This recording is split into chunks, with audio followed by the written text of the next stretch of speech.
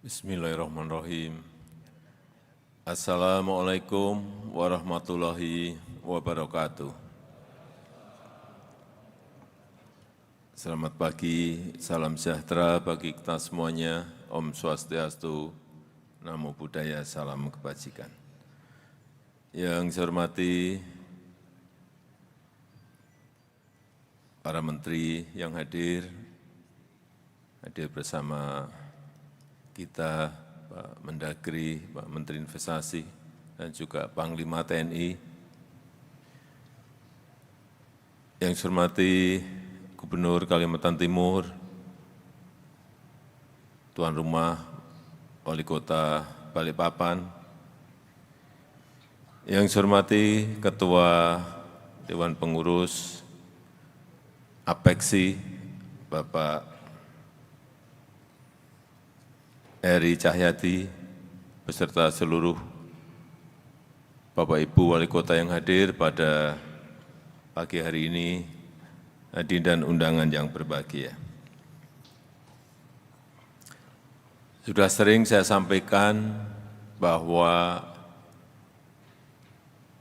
di tahun 2045, 70% penduduk kita ini akan ada di perkotaan, 70%. Kalau dunia di tahun 2050, 80% penduduk dunia ini akan ada di kota, di perkotaan.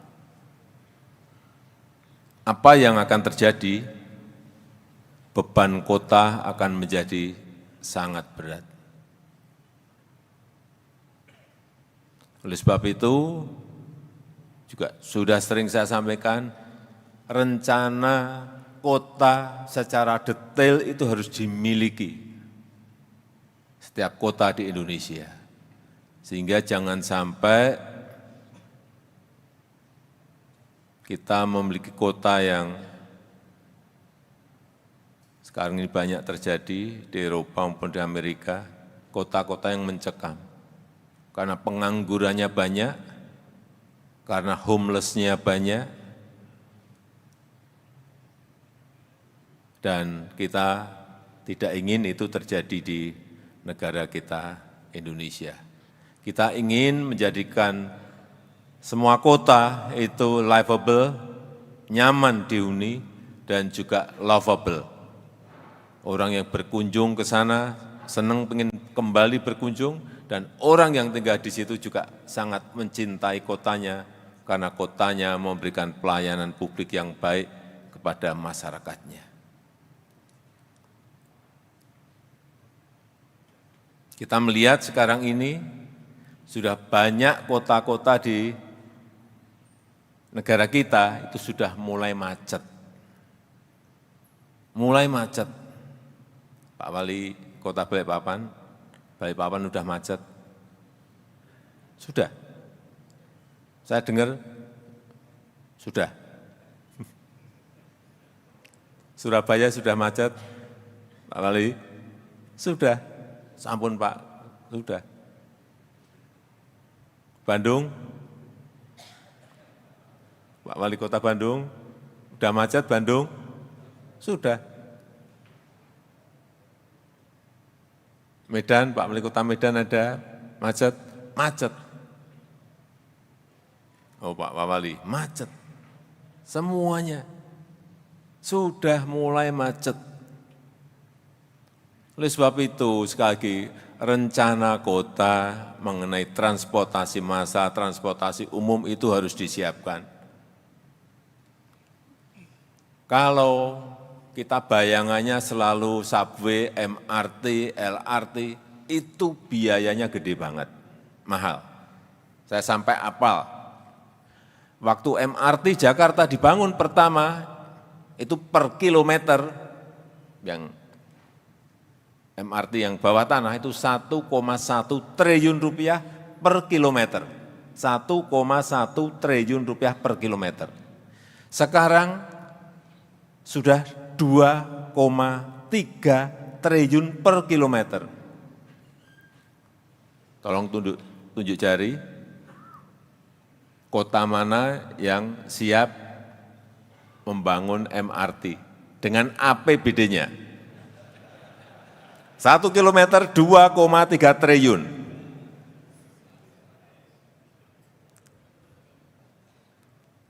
Kalau LRT yang kita bangun di Jakarta, yang kita bangun sendiri,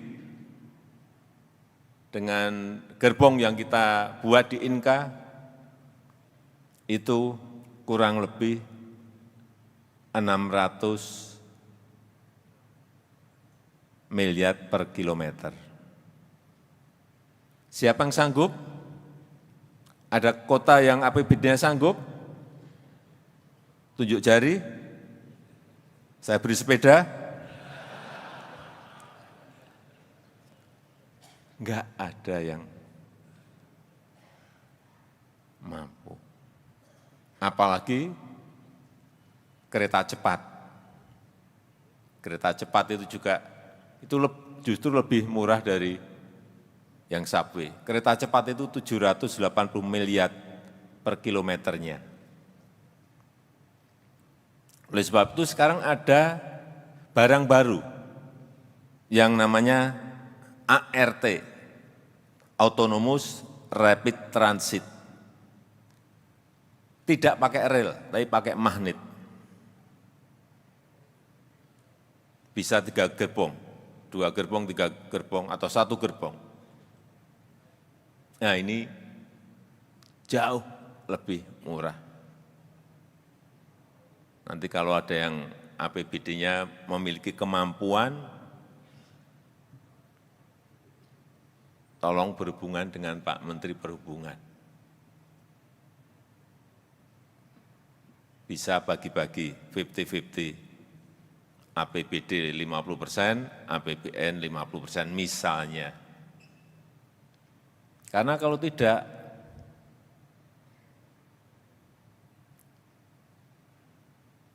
10-20 tahun yang akan datang, semua kota akan macet.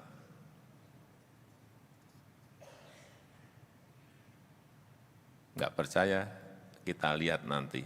Kalau enggak, kota-kota siap dan menyiapkan diri mengenai transportasi massalnya.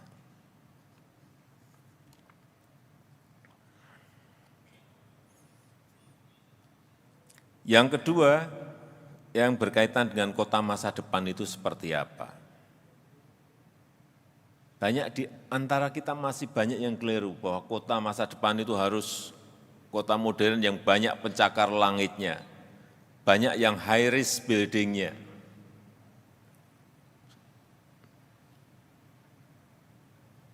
Menurut saya, dan sekarang ini sudah mulai ada sebuah paradigma baru.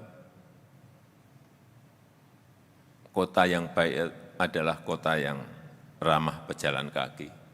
Kota yang baik itu adalah kota yang ramah terhadap penyandang disabilitas. Kota yang ramah terhadap pesepeda. Kota yang ramah terhadap anak dan perempuan. Konsepnya kira-kira itu. Kota yang ramah terhadap lingkungan. Artinya apa? Kota ini memang harus green, harus smart, dan harus friendly.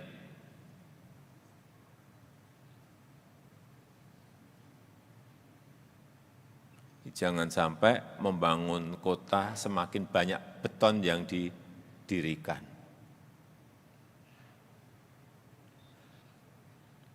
Ada trotoar, semua paving block semuanya.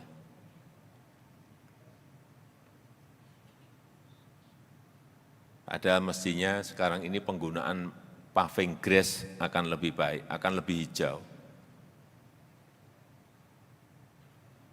Ada pedestrian, enggak ada pohonnya. Sehingga kita ini negara tropis, panas.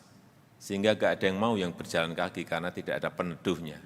Oleh sebab itu, kehijauan itu ke depan akan sangat menjadi perhatian semua kota. Dan saya senang Balikpapan termasuk kota yang saya senangi karena kehijauannya sangat baik. Juga Surabaya juga. Saya kira yang lain-lain saya tunggu. Ya, termasuk nantinya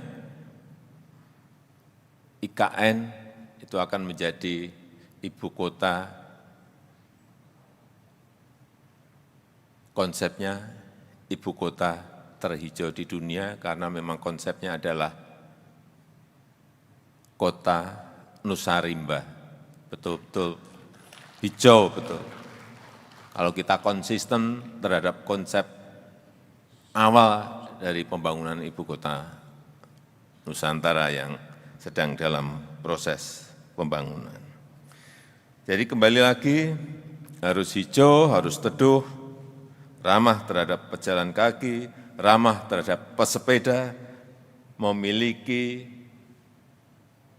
hutan kota, memiliki alun-alun dan taman yang luas, itu konsep ke depan mesti seperti itu. Kalau sebuah kota sudah terlanjur isinya gedung dan beton, ya memang harus mencarikan, artinya meredesain lagi kotanya. Mungkin memangkas beberapa gedung, dibeli, dipangkas, kemudian dijadikan taman kota. Tidak ada jalan lain kalau sudah terlanjur.